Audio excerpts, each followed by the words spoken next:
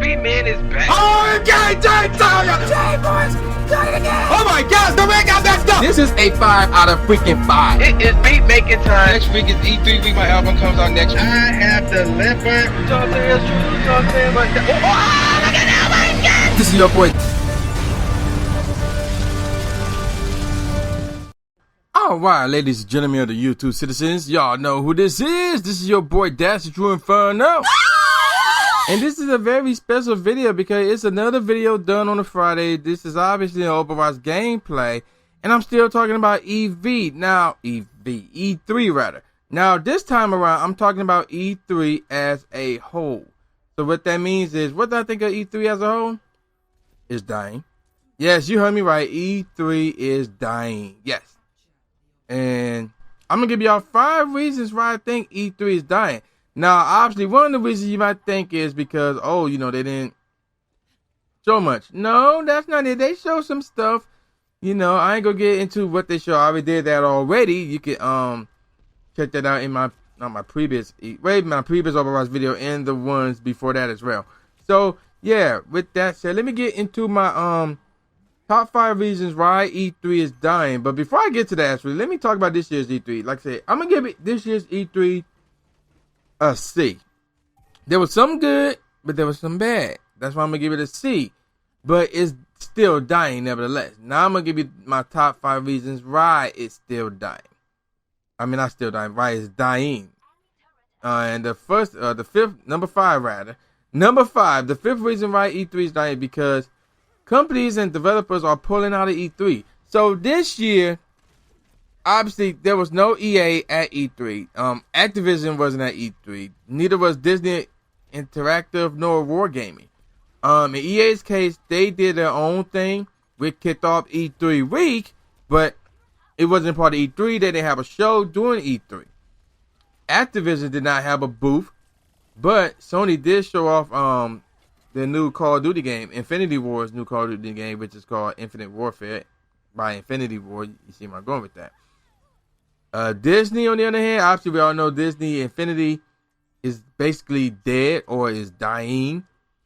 So it's like, outside of maybe Kingdom Hearts game, why would Disney be at E3? But yeah, there you go with that. And then as far as Wargaming, they basically said E3 does not fit their current direction. So, yeah, there you go with that. Now, obviously, there are other companies that basically did not show up at E3 or didn't have a conference at E3, rather. Square Enix is one, after they had a conference last year. Nintendo, again, did their own thing, even though they did have a section, an area in E3.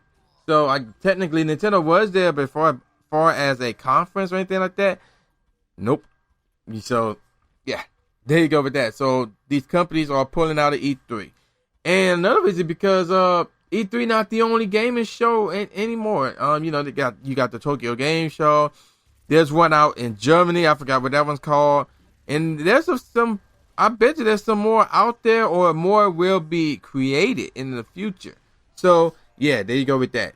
Now number 4, the 4th reason why E3 is dying is because, speaking of these companies, they're doing their own thing during E3 week. So like I said, EA had EA Play. We kicked off E3 week. Square Enix did Square Enix Presents. Even though they were at E3, but there was no conference or anything like that. Nintendo did the Nintendo Treehouse live stream. Again, they were at E3, but they didn't have a conference or a digital event or anything like that. So, yeah, these companies are starting to do their own thing. And who's to say more won't join them, you know? Especially joining what EA is doing. I'll get more on what EA was actually doing later on in this countdown. But speaking of this countdown, let's get on to the next number, the next reason. The 3rd reason why E3 is dying is because E3 is too damn expensive. Now, I have never been to E3, but I always wanted to go. And when I looked up tickets to see how much it is, never mind the whole, you gotta be part of the media crowd, I'll get more of that later. But, you know, a ticket, like, first of all, you gotta know somebody in the media, or you gotta be part of the media just to get there. And then you have to pay. I heard rent just to get in, not to go to LA, not to get a hotel, not to get a rental car. No. Just to get in, I heard it's ranged around $800 to $2,000. I read it was $800, but I heard some people say it was $2,000. So I mean, I don't know. It could be 800 for a day. Who knows? I don't know. I just know it's expensive as heck. The food out there is expensive as heck. A hotel in LA, expensive as heck. A plane ticket to LA, expensive as heck. So yeah, it's expensive as heck. So and then like I said, now I'm gonna go back to EA. What they did EA Play, where it was free to the general public. And I get more on that in a second. And my second reason why E3 is dying, because these trailers are being revealed a week early. And what I mean by that, there was a number of trailers that was originally shown at E3, but they were revealed a week early. Watch Dogs 2, a release date for Kingdom Hearts 2, or release month for Kingdom Hearts 2.8. Dishonored 2. A number of these trailers that were Battlefield 1, that's another one. A number of these trailers that were shown at E3 was revealed a week later. And I'm like, why in the hell are y'all doing that? Y'all are eliminating the surprise factor. Now, granted, we were surprised when Microsoft announced Tekken 7. And then we got God of War 4 with gameplay. The new Resident Evil with a release date, So, yeah, we got some surprise factors, but there wasn't really a lot. There wasn't really a lot. And then, that Watch Dogs 2, that would have been a nice surprise. The release date for Kingdom Hearts 2.8 would have been a huge surprise. But no, they released all that crap a week early. And I'm like, why y'all doing that? That makes no sense to me. And the number one reason why E3 is dying is because, and this has been going on for a while, obviously, is because E3 is restricted to media only. So as I mentioned earlier, you have to be a part of the media, or you have to know somebody who is in the media in order for you to get an opportunity to go. Now, let me set the stage for you.